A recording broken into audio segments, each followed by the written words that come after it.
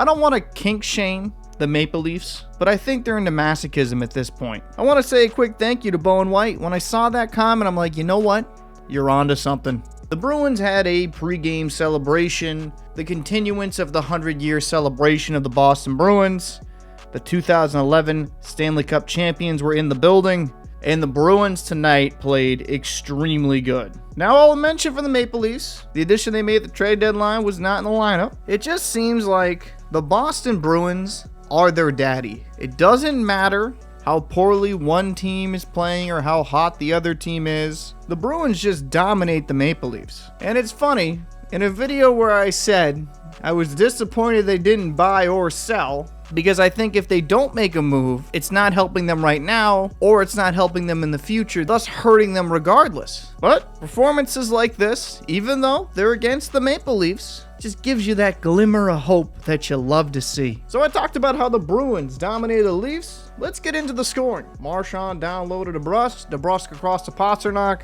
That was a pretty goal on the power play. That's Pasta's 39th on the season. The Bruins will go up 1-0. There'll be no more scoring until the second period. And Trent Frederick, well, watch this. It was at this moment that he knew.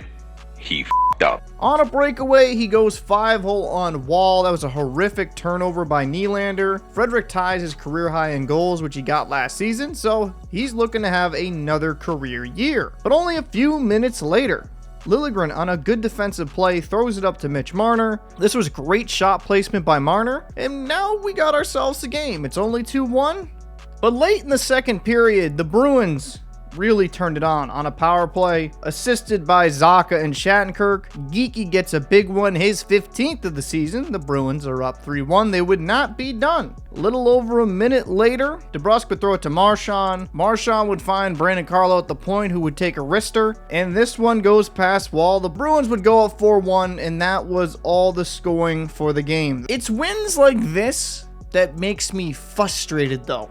The Bruins will have these very good performances, but then another night, they'll completely disappear. If this version of the Bruins shows up night in and night out, they can beat anybody. I'd still like to see him make an addition, but at this point, that's most likely not going to happen. But it's always a good night when the Bruins beat the Maple Leafs. I'm Captain Paul. I'd like to know your thoughts down below. Who impressed you the most in this game?